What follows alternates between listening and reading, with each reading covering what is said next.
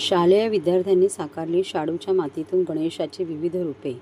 पर्यावरणपूरक गणेशोत्सव 2024 अंतर्गत ठाणे महापालिकेचा उपक्रम. शाडूच्या मातीतून गणपतीच्या विविध रूपातील मूर्ती शालेय विद्यार्थ्यांनी साकारल्या आहेत.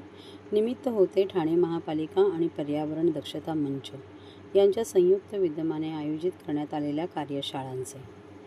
पर्यावरणपूरक गणेशोत्सव 2024 या उपक्रमामध्ये महापालिकेच्या पर्यावरण विभागाने शाडूच्या मातीच्या मूर्तीचा जास्तीत जास्त प्रसार व्हावा यासाठी वेगवेगळे कार्यक्रम हाती घेतले आहेत. त्यातच विद्यार्थ्यांच्या कार्यशाळांचाही समावेश होता. पर्यावरणपूरक गणेशोत्सवासाठी आयोजित करण्यात आलेल्या महापालिकेच्या 19 क्रमांकाच्या शाळेतील प्रदर्शनानंतर विभागाने विविध शाळांमध्ये शाडू मातीपासून मूर्ती तयार करण्याचे कार्यशाळांचे आयोजन केले होते. त्यालाही शाळा आणि विद्यार्थी यांचा उत्तम प्रतिसाद मिळाला, अशी माहिती मुख्य पर्यावरण अधिकारी मनीषा प्रधान यांनी दिली. नौपाड्यातील सरस्वती सेकंडरी शाळा, दिवा येथील महापालिका शाळा क्रमांक 79 आणि 98, महापालिका शाळा क्रमांक 64 येथे झालेल्या या कार्यशाळांमध्ये 500हून अधिक विद्यार्थ्यांनी सहभाग घेतला.